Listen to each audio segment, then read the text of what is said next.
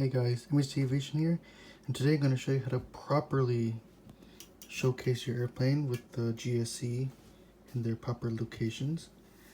And because I've seen a lot of videos where the GSC has been placed incorrectly, and GSC is ground service equipment, so such as these little tugs and the baggage carts and everything else, the gates. So GSC is like, to make it realistic, they have to be placed in the spots where a real life GSC would be in. So as an example, I have this Delta A350 on the quick display. So obviously there's no building attached here, but this was what it would look like. Depending on the aircraft type, of course. This is a 1/400 scale. So the GSC, the fuel trucks would be underneath the wing. This is the right wing and this is the left wing. In real life, this is where the right truck would be, as this is where the fuel panel is, and this is where the other panel is, except this one you just plug in. All the fuel's controlled on this side. So obviously whoever does the fueling has to tell the other fueler to stop whenever the fuel is not needed anymore. I'm going to show like a variety of airplanes. So I'm going to show like the what type of tugs is needed, what type of GSC is needed, which GSC is for what it's meant for, and this is to help you make your airport a bit more realistic, or very realistic if you want to. So obviously in here you can see that it is set up to be as realistic as possible. This is the heavy tug that's meant for like airplanes that are very heavy, like this A350. This is the baggage cart, which is meant to go into these like loaders. This is the catering truck, which obviously goes in the R2, R3, R4, and R1 doors. This is obviously the fuel trucks are right here. This is not a baggage cart, but it's actually a GPU, so ground power unit. So if an airplane needs a ground power unit, typically the GPU is located on the right or left of the nose. Obviously, it depends on the airplane. So it'd be placed close to the nose, like right about there, because the cord needs to reach the nose. So now I'm gonna set up the next airplane, and we'll be right back. Alright, here's the setup for the UPS 747-400F fader. This is the proper setup to showcase in your model airport. So this is where the little baggage cart would go, where the pallet loader would be. It's a little bit off center, but there's the front of the loader.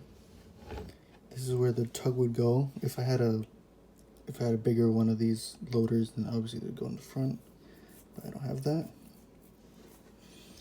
And here's the pallet with the tug. And here's the GPU. Of course, because this is a heavy airplane, they use the heavy tug. 2 fuel trucks on each side, because that is what really happens in real life. I do work at an airport, and we actually do regularly get some 747s. So this side is where the fuel panel is, and this side is where the fueler just hooks up, and they both communicate both ways and say when they have to stop fueling. So this is the proper way to assemble or stage GSC for a 747-400 variant. And so this is the only 747-400 I have. So I don't have a passenger variant, otherwise I'd show that. But I do have a VIP 747, which I'll stage right now, and I'll be right back with that. And I'm back with the 747 SP. So this is the Las Vegas Sands 747 SP. This was not the one that was damaged, by the way. This is Victor Papa, Bravo Lima Kilo, so VPBLK.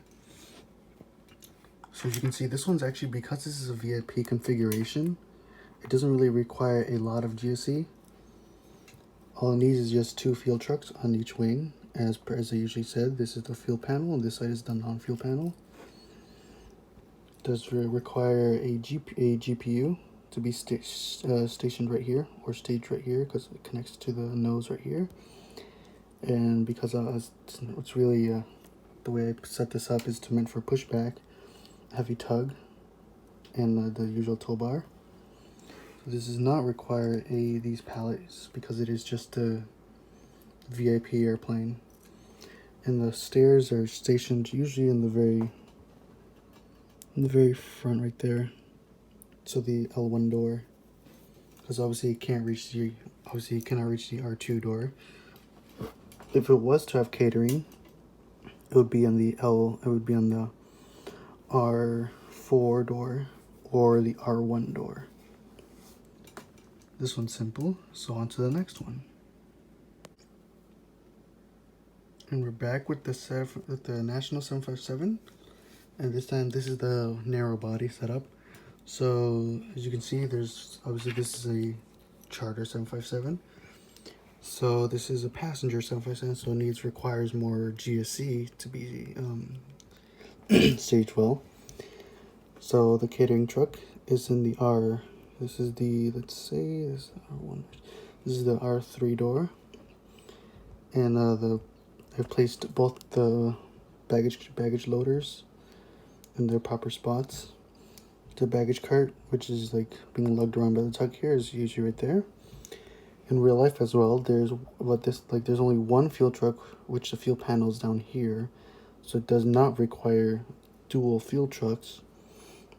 It's only one, and that's how they usually go in, is in nose in first, so that way they can reverse out so they don't hit the fairings right back here.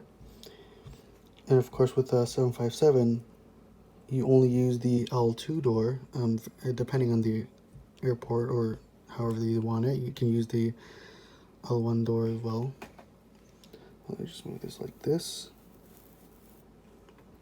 As you can see, it's placed on the L2 door, as it would be any airport or any airport you usually come across.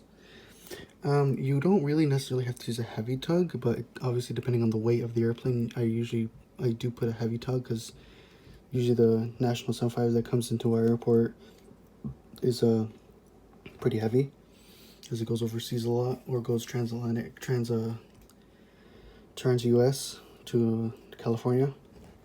So we would usually use a heavy tug to push them back. So this is what you would do when you want to display a 757-200 or 300.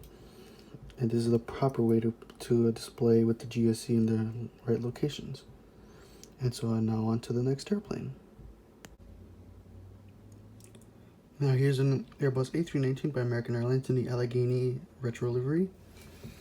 So this one requires a lot of GSC. Obviously it's passenger, but it's a few differences. So the fuel truck is going to be placed not far from the wingtip, not underneath the airplane, because you'd normally have a little platform. So the fuel panel is actually underneath, right around here on the airplane. So the fuel port, it would be right here. So the fuel hose would be connected via either a ladder or, in my case, I use a stairs, which we push onto underneath the wing, the right wing, to hook up the fuel hose to. Of course, the belt loaders are going to go in their proper locations with the tug pulling the baggage carts. And depending on where you work or where the airplane is, or depending on the airport, the fuel truck can go either here or right here. It's really dependent. I've been told the fuel truck can also go underneath the airplane, but it depends on the model. But that's how you just do it for A319, and on to the next one. And here's the final airplane. Here's a CRJ200 with the proper GSC in order. This one doesn't really need a lot. The fuel hose usually connects right here underneath the window here. So the filter would be stationed here, and the GPU would be right here because the GPU connects right there. Normally you don't really need a tug because they usually use a smaller tug, like a Electro or this sort of tug right here. This is where the belt loader would be. The van for 50 people, you don't need stairs obviously because the stairs fold out. Very simple. And so like this has been really fun making this video. Not everything has been really accurate, so I'm sorry if you work at an airport, you can always improve and let me know where things go. So this video is not going to be accurate, but this is how you can get your models to be realistically or close to realistically as possible for staging your GSC to make your airplanes look a lot better. And I hope you like this video. Like and subscribe for more content like this, and thank you for watching.